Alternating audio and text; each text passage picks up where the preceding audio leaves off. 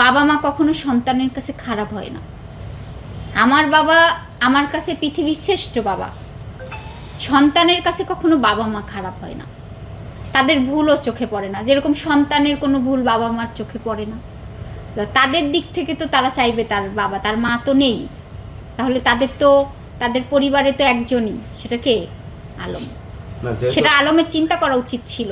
আমিও কিন্তু একটা বাবার মেয়ে, হিরো আলমের মেয়ে কিন্তু চানাচুরালার মেয়ে, আমি কিন্তু রিসিভ গ্রেটারের মেয়ে, বুঝতে পেরেছেন? আমি আমার বাবার কিন্তু ভীষণ আদরের। মেহেদি তুমি খুলনায় যে জিজ্ঞেস করো টুটপাড়ায়, যে পনি নামে চিনে আমাকে সবাই, যে আমার প্রথম জন্মদিনটা কীরকমভাবে আমার বাবা করে, ভালোবেসে গিয়েছি।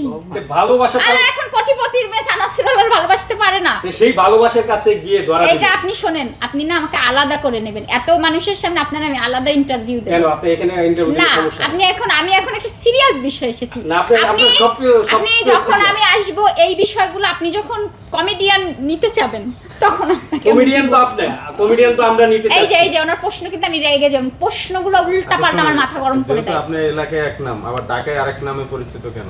ভালোবেসে এক একজন এক এক নামে ডাকে আমাকে, আমার নাম ছোটবেলা আমাকে আদর করে এক একজন এক এক নাম দিয়েছে। ভালোবেসে হিরো আলম আছে নাকি নাম? না, হিরো আলম আমাকে পাগলি বলে।